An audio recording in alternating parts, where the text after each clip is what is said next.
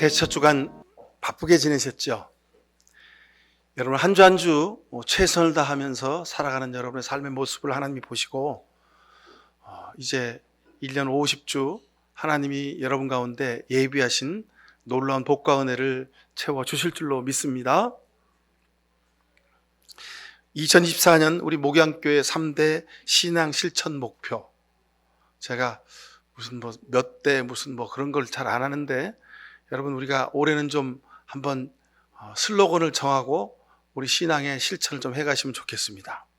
1. 성경 통독하기. 2. 기후위기를 극복하는 생활에 실천하기. 3. 중보기도하기. 이게 세 가지입니다. 이 중에 오늘은 성경 통독하기를 우리가 어떻게, 왜 하는지, 어떻게 해야 하는지 여러분에게 하나님의 말씀을 통하여 은혜를 나누고자 합니다. 오늘 예배를 준비하면서 약속이라 한 것처럼 찬양 제목과 설교 내용이 일치합니다. 제가 우리 성가대 대장님하고 미리 약속한 것도 아닌데 어떻게 참 그렇게 됐는지, 저는 예배가 하나님이 준비하시는, 그리고 하나님이 임재하시는 귀한 순간이라고 하는 것을 다시 한번 깨달아 알게 됐습니다. 감사를 드립니다. 여러분, 우리가 예수 그리스도를 믿는 크리스찬들이 성경 읽는 것을 강조하는 것, 그거 과해도 넘쳐도 지나치지가 않습니다. 그런데 2024년에 우리 교회가 다시 성경 읽기를 강조하는 이유가 있습니다. 하나님의 말씀이, 하나님의 뜻이 절실하기 때문에 그렇습니다.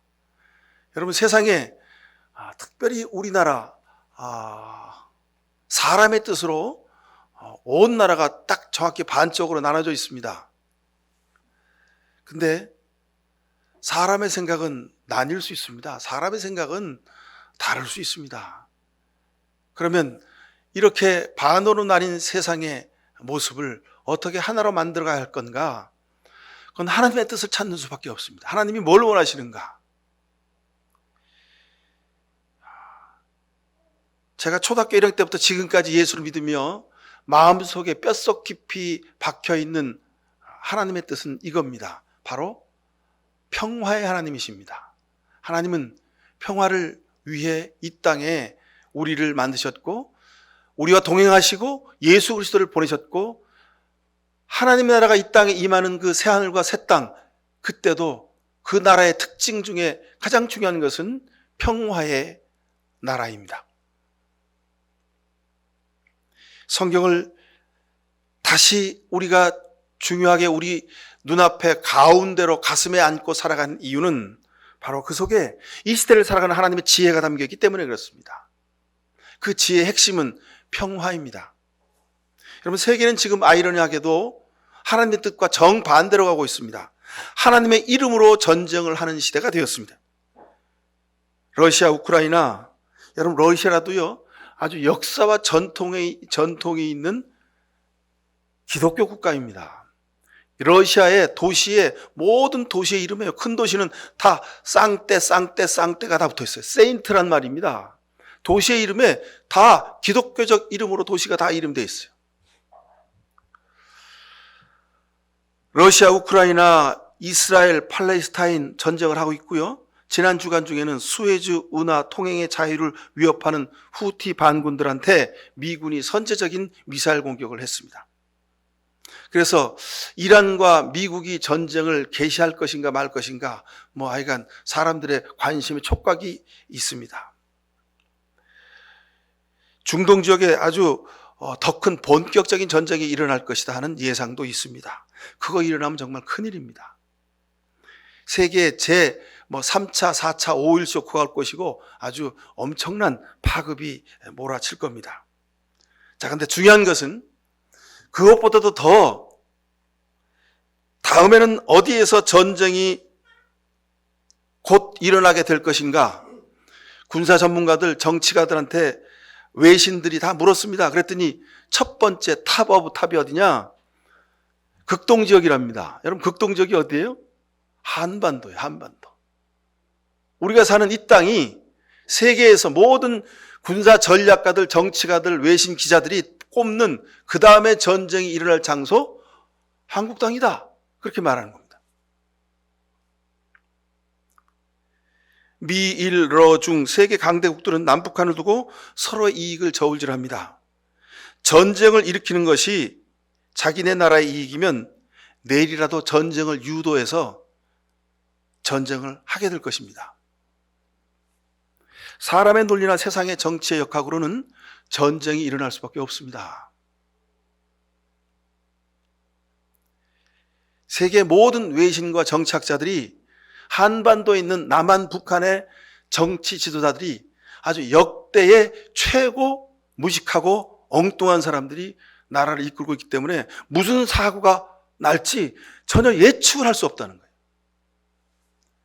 여러분, 그러니 우리가 2024년을 살면서 하나님의 도우심을, 평화의 하나님을 구할 수밖에 없는 것입니다. 여러분, 이스라엘을 보세요. 타산지석, 이스라엘 네타냐후 총리라는 사람이 지금 이스라엘을 이끌고 있죠. 근데 이 사람이 이런저런 아주 정치를 오래 해왔어요.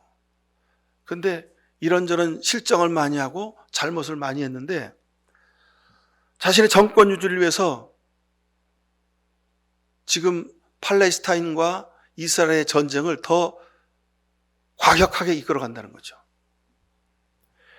전쟁은 뭡니까? 국가의 비상시국입니다. 모든 정상적인 것들이 정지되고 오로지 전쟁을 위해서 모든 것이 합리화되는 때입니다. 반대하는 사람은 매국노가 되고요. 무조건 압수수색을 다 합니다. 그리고 정적은 효과적으로 제거할 수 있는 그런 좋은 때가 바로 비상시국의 때입니다. 여러분, 북한의 김정은 체제는 세계적으로 유일한 독재 왕조 국가니까 구제불능이라는 것 다 알 수 있습니다. 근데 자꾸 거기에다 대고 우리가 무슨 이유를 거는데, 여러분, 거기는 그러니까 좀 거기는 놔두고, 우리 대한민국은 민주국가잖아요. 그죠? 세계 10위의 경제 대국입니다. 군사력도 월등하고요. 전쟁이 나면 당연히 우리가 이기게 됩니다. 근데 여러분, 전쟁을 해서 이기는 게 좋습니까? 전쟁하지 않고 평화체제를 계속 이어가서 이 한반도의 평화의 열매가 열리게 하는 게 좋습니까? 전쟁을 하고 이기는 것보다 전쟁을 하지 않고 평화를 이어가는 것이 1000번, 10,000번 더 좋은 일입니다. 그게 아주 최고 상수입니다. 근데 우리는 지금 하수를 두고 있어요. 그래, 너희들 200발 쐈어? 우리 400발 쏠게. 그 다음에 너희들 400발 쏴. 그럼 우리 1000발 쏠게. 그러고 있는 겁니다, 지금. 전쟁이 나면 누가 더 피해를 많이 볼까요? 여러분, 집집마다 땅굴 있으세요? 근데 북한 사람들 땅굴 파고 산대요. 집마다 땅굴 다 있답니다. 그래서 우리가 아무리 갖다 퍼부어도 땅굴 속에 들어가면 괜찮답니다. 전쟁이 나면 우리 대한민국이 더 많이 망가지고 더 많이 힘들게 될 것입니다. 전쟁에 이기더라도 글쎄 무슨 효과가 있을까요? 남한에 사는 국민이 더 많이 죽고, 그러기에 절대로 한반도에서 전쟁이 일어나서는 되지 않습니다. 그러기에 얼마 전에 뉴스가 그렇게 떠들더군요. 9.19 군사합의가 이제 사실상 다 무력화됐다고. 여러분, 9.19 군사합의는 복원되어야 됩니다. 서로를 향한 적대 행위가 멈춰져야 합니다. 남북한의 대화는 다시 어떤 이유에라도 다시 시작되어야 합니다. 저쪽이 늘 거짓말하고 저쪽이 무슨 핑계를 대서 자꾸 안 한다고 하더라도 하여간 무조건 협상 테이블에 와서 서로 이야기하고 손잡고 서로 얼굴을 볼 수 있게 해야 됩니다. 이것이 우리 대한민국의 평화의 대원칙입니다. 그런데 우리는 자국의 운명을 우리가 결정하지 못하는 안타까운 지경에 놓여져 있습니다. 자꾸 강대국들이 우리를 자꾸 충동질합니다. 야, 그냥 국지전이라도 한번 하면 어때? 그러면 좋지 않아? 우리나라 국민, 우리 남한에 사는 국민들만 모르고요. 외신 기자들은 전부 다 알고, 외국에 사는 우리 동포들은 다 알고 있는 사실입니다. 국지전이라도 한번 벌일 수 있는 가능성이 99%라는 거예요. 여러분, 어떻게 하시겠습니까? 2024년, 2025년 우리 땅에서 전쟁이 일어나면 여러분 어떻게 하실 겁니까?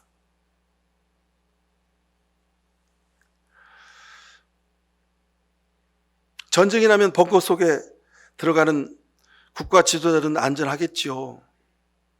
그리고 아마 휘파람을 불 겁니다. 그죠? 이제 비상시국이니 우리 마음대로 해보자. 그럴 수 있을 겁니다. 일반 국민들은 어디로 피난을 갑니까? 여러분, 여기서 어디로 피난을 갑니까? 우리 상암동에서 그냥 미사일 맞아 죽고 아주 어려운 형편을 겪어야 하겠죠. 아마도 전쟁 발발 직후부터 모든 통신시설은 북한에서 날아온 포탄이나 미사일에 의해서 다 파괴될 겁니다. 그럼 우린 매일마다 손에 핸드폰으로 인터넷으로 모든 것을 다 하고 있는데 모든 게 전부 다 딱 올 스톱될 겁니다. 그러면 대혼란이 오겠지요.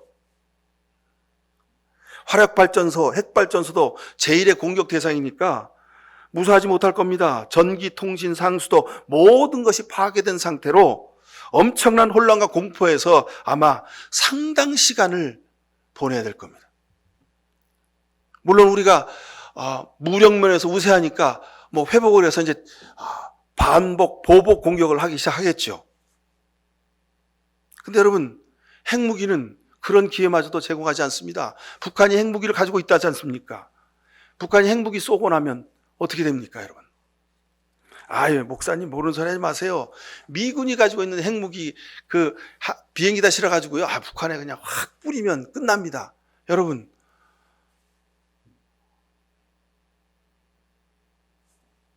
북한도 우리도 전부 다 핵폭탄으로 쑥대밭이 될 겁니다. 미국이 북한에다 핵폭탄을 터뜨리면 중국, 러시아 그들이 가지고 있는 핵미사일, 핵폭탄은 그냥 잠자고 있답니까? 자기네 코 밑에서 핵폭탄이 터지는데 가만히 두고 보고 있을까요? 전쟁이 대한민국의 미국의 승리로 끝나더라도 우리 한반도 전체는 회복불능의 핵 오염지대가 되고 말 것입니다. 우리는 그러면 이 한반도 땅에 살 수가 없어요. 전쟁에 이겨도 아무런 의미가 없습니다. 그래서 이 땅의 지도자들이 무력으로 북한을 제압하고 무력으로 뭔가를 하겠다는 발상은 이건 대단히 무모한 짓입니다. 하나님이 보시기에 하나님이 웃으시는 겁니다. 그래? 그게 그렇게 될 것 같으냐? 이사야서 11장 1절 이하에 보면 이새 줄기에 산싹이 나며 그 뿌리에서 한 가지가 자라서 열매를 맺는다. 주님의 영이 그에게 내려오신다. 지혜와 총명의 영, 모략과 권능의 영, 지식과 주님을 경외하게 하는 영이 그에게 내려오시니 그는 주님을 경외하는 것을 즐거움으로 삼는다. 그의 눈에 보이는 대로만 재판하지 않으며 귀에 들리는 대로만 재판결하지 않는다. 가난한 사람들을 공의로 재판하고 세상에서 억눌린 사람들을 바르게 논지한다.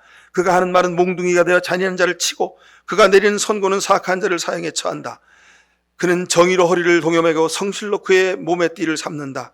그때는 이리가 어린 양과 함께 살며 표범이 새끼 염소와 함께 누우며 송아지와 새끼 사자가 살찐 짐승이 함께 풀을 뜯고 어린아이가 그것들을 이끌고 다닌다.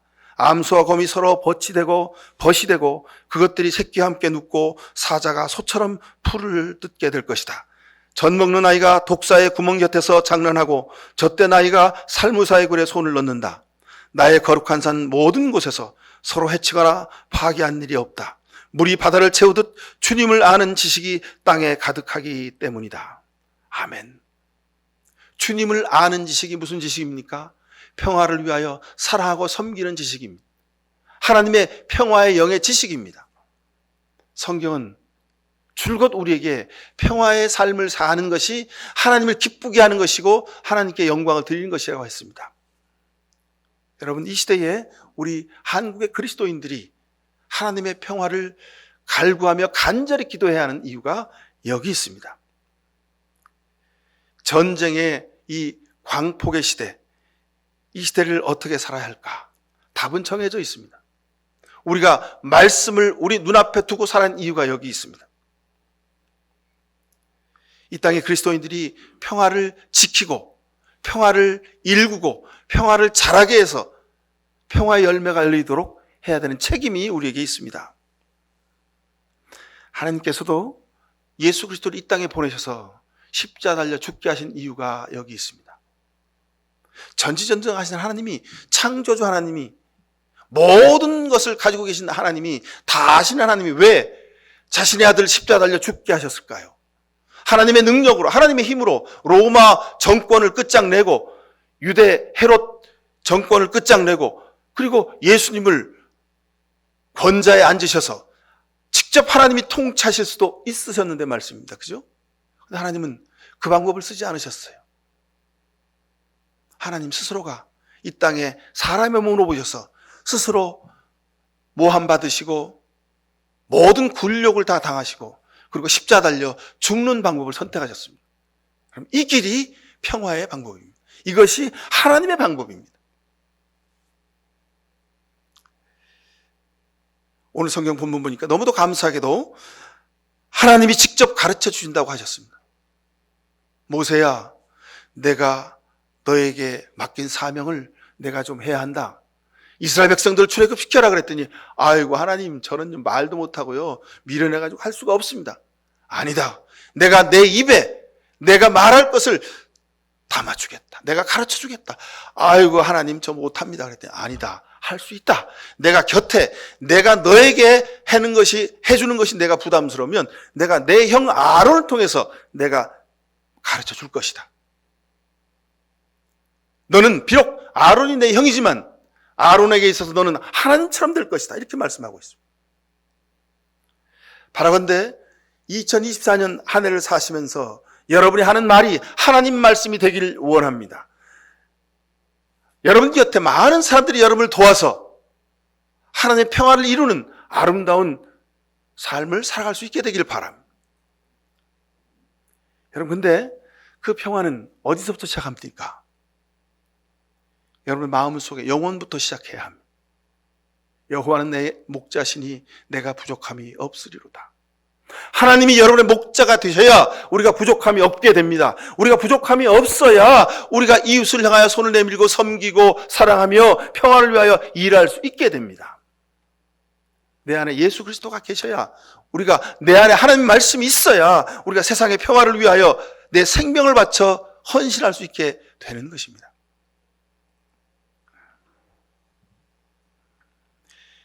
그러기 위해 여러분, 우리가 성경을 읽어야 합니다.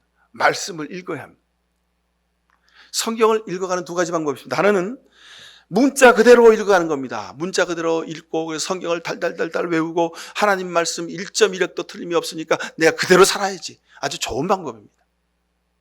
근데 그렇게 성경을 읽다 보면 처음에 한 번, 두 번, 세 번, 네 번 읽을 때는 괜찮습니다. 근데 이게 1년 읽고 10년 읽고 20년 읽고 30년 읽다 보면요, 그럼 그때부터는 하나님 말씀이 아니게 돼요. 왜요? 내가 다 아는 말씀이에요. 내가 다 외우고 내가 그 내용을 다 알고 있어. 그래서 그거를 내가 원하는 대로 취사 선택해서 그걸 내가 갖다 쓰는 거예요. 더 이상 하나님 말씀이 아니라 내가 복음이 되는 겁니다. 내가 원하는 대로 하나님 말씀을 갖다 쓰게 되는 겁니다.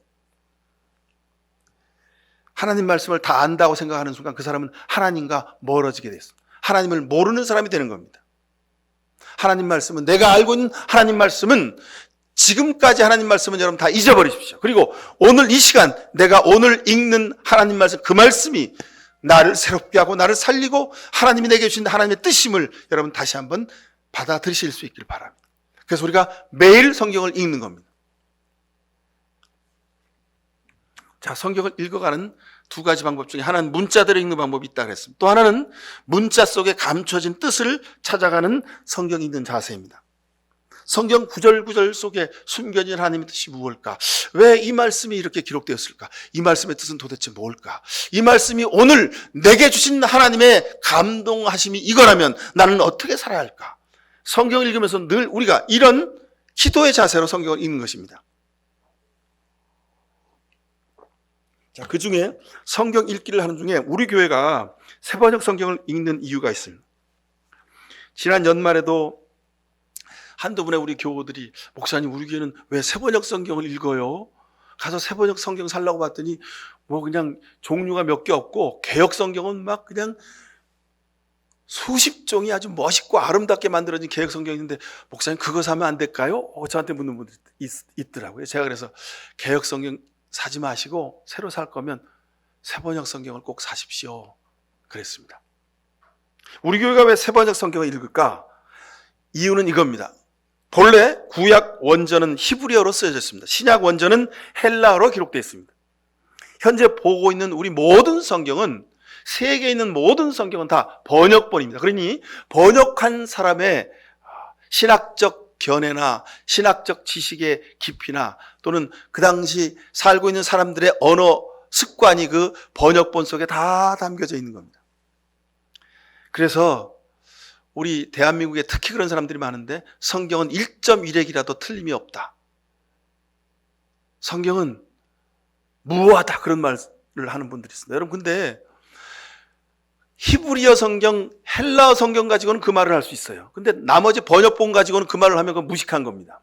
전부가 다 번역본입니다. 그러니 번역하다 보면 오자도 있고요. 여러분 성경에 보면요 중간에 이렇게 절이 비어 있는 게 있어요. 그게 왜냐면요 헬라어 히브리어 성경을 발견을 해서 발굴을 했어요. 근데 발굴하다가 어떻게 보니까 그 1절하고 3절 사이에 2절이 있었는데 고기가 썩어서 곰팡이나 썩어서 떨어져 없어졌어요.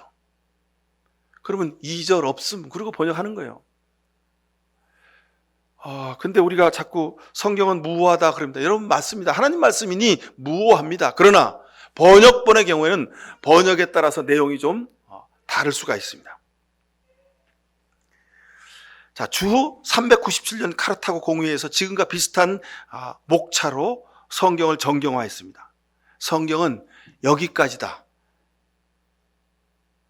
구약성경 39권, 신약성경 27권.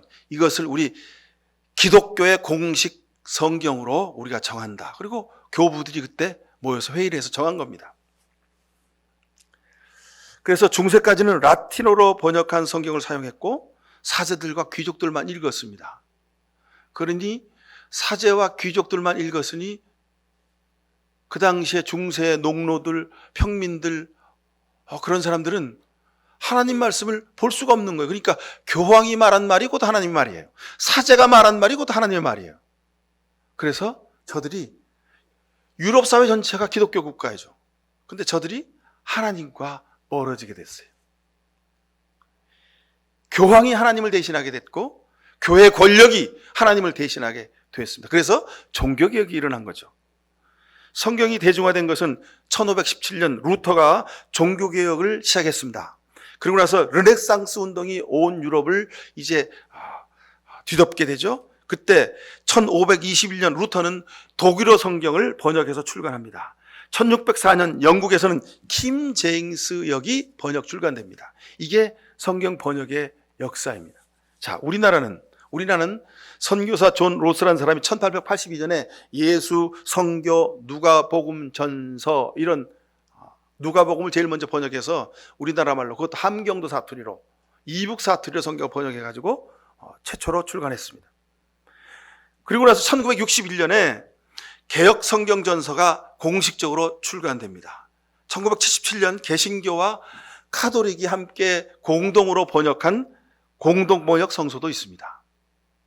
자, 근데 1961년 개역 성경 전서가 개역 번역이 만들어졌다 그랬죠. 자, 근데 61년에 번역했으니까 40년, 50년, 60년까지의 그 당시 우리 한국 사회의 그 한글 사용 그런 모습으로, 단어로, 표현으로 성경이 번역된 겁니다.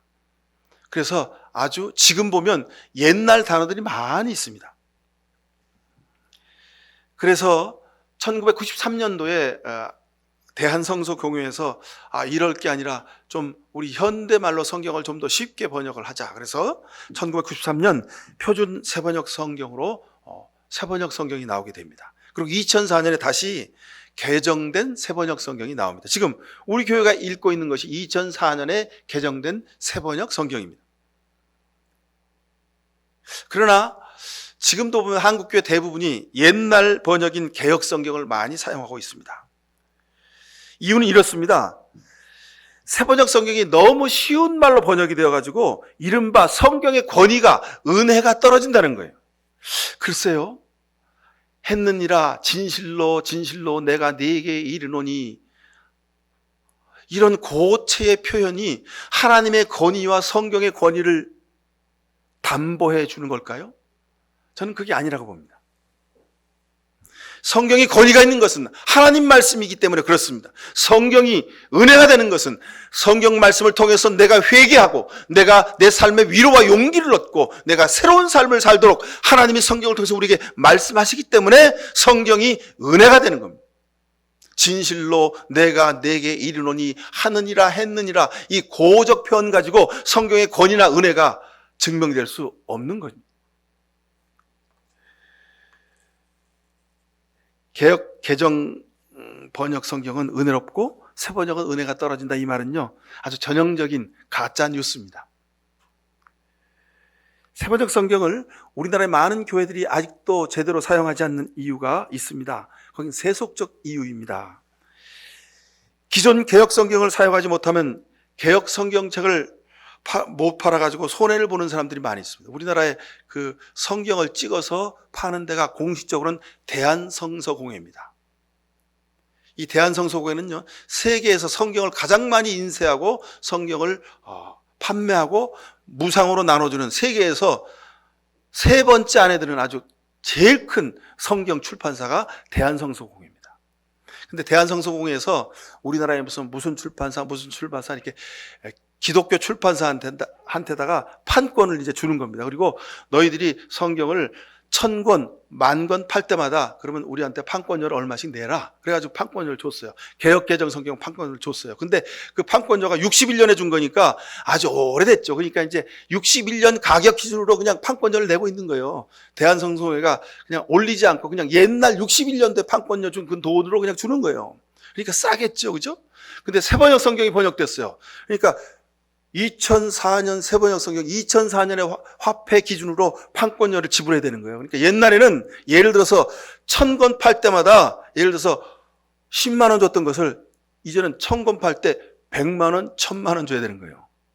그러니까 이 수지타산이 안 맞는 거예요. 성경을 인쇄해서 파는 기독교 출판사에서 수지타산이 안 맞는 거예요. 그러니까 옛날 개역 개정을 많이 팔아야 회사에 수입이 될 거 아닙니까? 그러니까 새번역 성경은 은혜가 떨어지고 권위가 없고 잘못 번역되었고 새번역 성경을 읽는 교회는 이단이고. 여러분, 우리 교회 실제 그랬어요. 우리 교회 이 동네 이사 온 분들 우리 교회 왔는데 이 교회는 새번역 성경을 읽네요. 여기 이단인가 봐요. 그런 소리가 제 귀에 들리더라고요. 근데 뭐 2단인지 3단인지 상관없습니다, 여러분. 자, 새번역 성경을 아직까지도 사용하지 않는 결정적인 이유는 목회자들의 교만입니다. 내가 진실로 진실로 너희에게 이르노니 했느니라. 얼마나 권위가 있습니까? 그죠? 그러니까 입맛에 맞는 거니까 계속 그냥 쓰는 거예요. 그리고 성경 출판사들도 개역 개정을 많이 팔아야 돈을 많이 버니까 그거 계속 쓰고 싶은 거예요. 그래서 아직도 새번역 성경이 자리 잡지 못하고 있는 이유가 여기 있습니다. 예를 들어서 이런 겁니다. 간단한 예로 시편 11편 4절에 보면 주님께서 그의 성전에 계신다. 주님은 그의 하늘 보좌에 앉아 계신다. 주님은 그의 눈으로 사람을 살피시고 눈동자로 꿰뚫어 보신다. 그래서 이게 새번역 성경의 내용입니다. 근데 이걸 개역 개정으로 보면 하나님은 인생을 통촉하신다. 그렇게 되어 있습니다. 여러분, 제가 말씀드렸죠? 전하 통촉하여 주시옵소서. 옛날 조선시대 때 쓰는 어법입니다. 근데 그게 개역개정 성경에 그냥 그대로 있어요. 통촉하신다. 하나님이 우리를 통촉하신다는 거예요. 여러분, 통촉이란 말 한자로 쓰실 수 있습니까? 못 써요. 쓰지 못한다는 말은 우리가 의미를 모른다는 말도 똑같습니다. 근데 그냥 읽는 거예요. 통촉한다 이 말은요, 동굴을 등불로 비춘다 그런 뜻입니다. 동굴을 등불로 비춘다. 아주 해석을 하면 의미가 아주 풍성하고 좋죠. 근데 우리가 그 의미를 몰라요. 통촉이라는 단어를 읽으면서. 그러니 바꿔야죠. 그래서 새번역 성경은 하나님은 그의 눈으로 사람을 살피시고 눈동자로 꿰뚫어 보신다. 이렇게 돼요. 통속이란 단어 대신 눈동자로 꿰뚫어 보신다. 얼마나 속 시원하고 우리 귀에 착 와닿습니까? 이처럼 개혁 성경은요, 우리 현대인들한테, 젊은이들한테 하나님 말씀을 아주 잘 의미가 전달되도록 그렇게 번역된 성경입니다. 그래서 우리 교회가 새번역 성경을 읽습니다. 자, 새번역 성경을 읽는 두 번째 이유, 이런 겁니다. 바로가 또 요셉에게 말했다. 내가 너를 온 이집트 땅의 총리로 세운다. 창세기 41장에 여러분 지난 주간에 읽으셨죠. 바로가 또 요셉에게 말했다. 내가 너를 온 이집트 땅의 총리로 세운다. 자, 성경을 문자 그대로 읽으면 어떡합니까? 바로가 요셉을 이집트 땅의 총리로 세운 거예요. 문자는 그렇게 돼 있어요. 근데 우리는 그 문자를 읽으면서 어떤 의미로 해석을 합니까? 하나님이 바로를 통해서 요셉이 이스라엘의 이집트의 총리가 되게 하셨구나. 우리가 그렇게 해석을 하고 받아들이는 거예요. 또 출애굽기 2장 10절에 보면 이런 말이 있습니다. 그 아이가 다 자란 다음에 그 여인이 그 아이를 바로의 딸에게 데려다 주니 공주는 이 아이를 양자로 삼았다. 공주는 내가 그를 물에서 건졌다 하면서 그의 이름을 모세라고 지었다. 내가 모세를 물에서 건졌다. 그래서 이름을 모세라고 지었다는 거예요. 자, 누가 나일강에서 모세를 건져서 살렸습니까? 문자로 성경을 보면 공주가 건져서 살렸습니다. 근데 여러분, 우리는 어떻게 생각합니까? 어떻게 고백합니까? 하나님이 모세를 갈대상자에서 살려주셨다. 하나님이 모세 공주의 손을 통해서 모세를 그 물에서 건져 모세를 살려내셨다. 이렇게 고백하지 않습니까? 그죠? 근데 여러분, 문자로 성경을 읽는 것에 함정이 여기 있음을 꼭 보셔야 됩니다. 그래서 새번역 성경은 누가 무엇을 했다라는 것을 아주 분명히 밝혀놓고 있습니다. 근데 우리는 그 분명히 밝힌 번역본 그 행간에 들어있는 주어있는 하나님을 발견할 수 있어야 됩니다. 그래서 우리가 성경을 읽는 겁니다. 제가 바라건대 여러분들이 2024년 성경을 읽는 가운데 내 눈이, 내 마음이, 내 노력이 성경 글자를 한 글자 한 글자 한 줄 한 줄 읽어가지만, 그러나 그런 과정 가운데서 성경 말씀이 여러분을 읽어갈 수 있게 되길 간절히 바랍니다. 성경 말씀은 하나님 말씀입니다. 하나님 말씀은 능력이 있습니다. 하나님 말씀은 관절과 골수를 찔러 쪼갠다고 하셨습니다. 하나님 말씀은 불처럼 타오르고 하나님 말씀은 샘물처럼 시원하다고 하셨습니다. 그래서 여러분들이 성경을 읽는 동안 우리가 사는 이 시대를 평화의 눈으로 바라보고 평화의 일꾼으로 변화되시길 바랍니다. 여러분이 성경 읽는 동안 여러분 마음에 하나님의 위로가 가득 차서 내가 내 남편을, 내 아내를, 내 자녀들을, 내 부모님들을 사랑으로 위로하는 그런 사랑의 사람들이 되실 수 있기를 바랍니다. 이것이 우리가 성경을 읽어야 하는 이유입니다.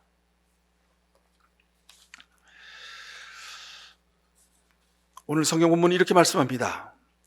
누가 사람의 입을 지었느냐? 누가 말 못하는 일을 만들고 듣지 못하는 일을 만들며 누가 앞을 볼 수 있는 사람이 되게 하거나 안 못 보는 사람이 되게 하느냐? 바로 나 주가 아니더냐? 참 이 말씀이요, 아주 기가 막힌 말씀입니다. 하나님이 보게도 하시고 못 보게도 하신다는 거예요. 하나님이 말하게도 하고 말 못하게도 하신다는 거예요. 하나님이 일할 수 있게도 하고 일 못하게도 하신다는 겁니다. 여러분, 2024년 사시면서 절묘하신 하나님의 이 말씀이 여러분 눈앞에서 되어지는 것을 보실 수 있게 되길 바랍니다. 사람을 자꾸 악하게 하고 사람을 자꾸 광폭하게 하고 사람이 자꾸 권세를 아무렇게나 막 휘둘러서 자기의 권세를 무한 권세로 만들어 살아가게 하는 이유가 어디 있습니까? 여러분, 그런 사람 보시거나 너무 미워하지 마십시오. 그게 다 하나님이 하시는 일이랍니다. 성경에 보니까 오늘 하나님이 바람의 마음을 강팍하게 해가지고 끝까지 이스라엘 백성들이 출애굽 못하도록 막으셨다고 성경이 그대로 기록하고 있지 않습니까? 우리가 성경을 읽어가는 이유가 여기 있습니다. 여러분, 누가 가장 친한 사람이 나를 배신하고 나를 괴롭히하고 내 마음에 아주 그냥 지울 수 없는 상처를 주었습니까? 그 사람이 나쁜 XX입니까? 아닙니다, 여러분. 그 사람이 나쁜 것이 아니요. 하나님이 그 사람을 통해서 나를 더 성숙한 인격으로 성숙하게 사람을 바라보고 오직 하나님만을 의지하게 하시는 하나님의 뜻이 거기에 담겨 있음을 보실 수 있어야 합니다. 오늘 성경 본문이 지금 그 말씀하고 있는 겁니다. 자, 그리고 나서 그러니 가라. 내가 말하는 것을 내가 돕겠다. 내가 할 말을 할 수 있게 내가 너를 가르쳐 주겠다 말씀하십니다. 내 마음속에는 막 불이 타오르고 미움이 가득 차 있지만 그러나 여러분 기도하십시오. 성경 읽으면서 기도하십시오. 그러면 하나님이 나도 모르는 사이에 됐어. 뭐 그럴 수 있지. 그래. 나는 모르는 걸로 할게. 나는 안 본 걸로 할게. 다음엔 우리 그러지 맙시다. 그렇게 하나님이 말하게 하실 줄로 믿습니다. 나는 용서할 수 없지만, 나는 이해할 수 없지만 하나님이 용서의 말을, 이해의 말을 할 수 있도록 여러분의 입술을 열어주실 줄로 믿습니다. 여러분 그렇잖아요. 내 생각대로 하면 어떻게 용서합니까? 어떻게 눈 감아줍니까? 어떻게 못 보지 않았다고 말할 수 있겠습니까? 그죠? 근데 하나님이 여러분의 입술을 열어서 여러분의 입술에 말을 담아주시면 그렇게 할 수 있다고 하는 것을 모세를 통해서 우리에게 보여주고 계십니다. 내가 너에게 가르쳐 주겠다. 하나님이 이 말씀하신 이유가 있습니다. 우리의 세포와 신경조직, 우리의 뼈대와 근육을 만드신 분이 하나님이십니다. 여러분 그러니 내 육신의 고통도 하나님이 다 알고 계십니다. 하나님께 맡기십시오. 그리고 여러분 기회와 장소와 노력을 통해서 병원을 다니면서 처방을 받고 약을 드시고 운동도 하시고 여러분 건강을 위해서 좋은 음식도 많이 드십시오. 이것이 하나님이 여러분을 건강하게 도우시는 길입니다. 어떤 사람은 너무 믿음이 좋아가지고 병원도 안 가고 약도 안 먹고 그냥 오로지 기도만 하는데 여러분 그건 하나님의 뜻에 반하는 겁니다. 그건 잘못 믿는 겁니다. 우리의 세포와 신경조직, 뼈대와 근육을 만드신 분이 우리를 강건하게 하실 겁니다. 우리를 위로하시고 우리를 새롭게 건강하도록, 건강하게 살아가도록 하나님이 우리를 도우실 겁니다. 우리 마음과 영혼에 하나님의 형상을 보여주신 분이 우리의 마음과 영혼을 아십니다. 그러니 우리 마음속에 하나님의 위로를 채워주실 겁니다. 우리의 계획과 생각과 말, 행동, 환경까지도 전부 다 하나님이 주장해 주신다는 말씀입니다. 여러분 내가 아무리 노력하고 수를 써도 되는 일이 있고 안 되는 일이 있습니다. 그죠? 이건 도저히 안 됐네. 너 이렇게 노력을 했는데도 안 돼? 이렇게 수고를 했는데도 안 돼? 근데 어떤 일은 또 내가 수고도 하지 않고 관심도 하지 않고 그냥 설렁설렁 했는데 그 일은 또 잘 되는 일이 있더라고요. 그죠? 내 인생을 내가 사는 것이 아니요. 나를 통해서 하나님이 역사하심을 성경을 통해서 읽으면서 발견하실 수 있길 바랍니다. 어떤 사람은 말 잘하고 지혜와 능력이 뛰어납니다. 하는 일마다 대박이 나는 사람들이 있습니다. 여러분 근데 여러분 조심하셔야 됩니다. 여러분 생각해 보십시오. 내가 하는 일이 하는 일마다 대박이 나서 내가 가지고 있는 재산이 1년에 10배씩 불어난다고 한번 생각해 보십시오. 여러분 그럼 행복할까요? 여러분 그거 얼마나 두렵겠습니까? 내가 나를 봐도 내가 모자라고 부족하고 내가 형편없는 존재인 것을 내가 아는데 내가 노력하지 않은데도 막 그냥 내 재산이 1년에 10배씩 불어나. 여러분 감당할 수 있습니까? 그 물질이 그 사람을 삼켜버리고 말게 될 것입니다. 물질이 그 사람을 망가뜨리게 될 것입니다. 내가 하니까 전부 다 잘 되네? 그 교만이 하늘을 찌르게 되지 않겠습니까? 많은 사람들이 자기가 가지고 있는 권세가 영원할 것처럼 교만함으로 하늘을 찌르며 삽니다. 우리가 사는 세상에 그런 사람들 여러분 많이 보죠? 근데 여러분 영원하지 않습니다. 1년, 2년, 3년, 5년, 10년 지나면 다 아침의 안개처럼 사라질 것들입니다. 근데 세상 사람들은 자기를 믿고 의지하기에 그게 영원할 것처럼 생각하는 거죠. 여러분 하나님 말씀 읽으면서 내가 하나님 앞에서 아무것도 아닙니다. 전도서에 헛되고 헛되니 모든 것이 헛되다는 말씀이 참으로 귀한 말씀임을 여러분 가슴속으로 감동받으며 살아가는 이 한 해가 되실 수 있길 바랍니다. 에덴 동산에서 선악과를 따먹고 하나님을 거역한 아담과 하와를 직접 옷을 입히고 에덴전에서 추방하십니다. 이게 하나님의 가르치심입니다. 아브라함을 가르치시고 하나님의 약속하신 땅으로 아브라함을 하나님이 이끄셨죠. 모리아산에서 아들 이삭을 바치게 함으로 여호와 이를 가르쳐 주셨습니다. 하나님 말씀을 순종하면 아무런 방법이 없어도 정말 솟아날 구멍이 없지만, 그러나 하나님의 말씀에 순종하면 하나님이 책임져 주시는 거라를 아브라함이 삶에서 직접 경험하게 하신 겁니다.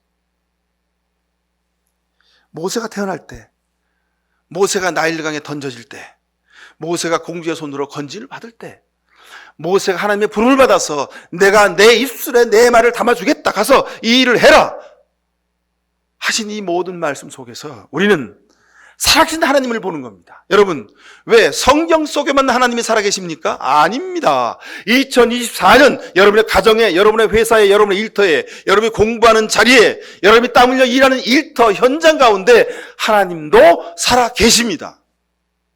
모세 하나님이 여러분의 하나님 되기를 축원합니다. 모세 입에 말을 담아주는 하나님의 그 능력과 은혜가 여러분의 입술에도 그 사건이 일어나게 될 줄로 믿습니다. 내 말을 통해서 내 가족이 살아나고, 내 섬김을 통해서 내 회사가 살아나고, 내 헌신을 통해서 이 나라의 민족이 살아나기를 바랍니다. 사랑하는 성도 여러분, 그래서 우리 교회가 2024년 세번역 성경으로 다시 또 한번 성경을 통독하게 되는 이유입니다. 작년에 읽었으니까 올해는 그냥 건너뛰지. 바쁜데, 힘든데. 여러분, 아무리 바쁘고 힘들어도요, 성경을 읽는 것이 가장 중요한 일임을 다시 확인하십시오. 이것이 내 삶의 주인이 누군지를 고백하는 것입니다. 2024년 하나님이 여러분에게 주시는 말씀으로 알고, 여러분 다시 한번 보십시오. 12절입니다. 내가 말하는 것을 내가 돕겠다. 내가 할 말을 할 수 있도록 내가 너에게 가르쳐 주겠다 하셨습니다. 영을 만드신 분이 하나님이십니다. 여러분 곁에서 여러분과 동행하시는 분이 하나님이십니다. 그러니 여러분은 하나님께 맡기고 살아가십시오. 성경을 읽는 것은 이것의 고백입니다. 여러분이 성경을 읽을 때 성경 하나님이 여러분의 지혜를 주시고 여러분의 영을 더 깊고 넓게 파주시고 만들어주셔서 세상에서 그 어떤 사람도 여러분을 넘어뜨리거나 여러분을 망가뜨릴 수 없도록 하나님 여러분을 아주 영적으로 강력한 사람으로 세워주실 수 있기를 간절히 축원드립니다. 기도하십시다. 사랑의 아버지 하나님, 우리를 불쌍히 여겨주시옵소서. 믿음으로 산다 하면서도 늘 내 생각, 내 뜻, 내 고집을 내세울 때가 많이 있습니다. 2024년 살면서 이제는 하나님 말씀으로 다시 일하겠습니다. 다시 뛰어가겠습니다. 주여, 우리가 말씀을 읽을 때마다 그 말씀이 우리 영의 양식이 되게 하시고 그 말씀이 우리의 심령의 골수를 쪼개서 그 말씀이 우리 삶의 능력의 근원 되게 하여 주옵소서. 말씀이 우리 가는 길에 빛이 되게 하시고 말씀이 우리가 세상 사는 모든 것에 힘의 원천이 되게 하옵소서.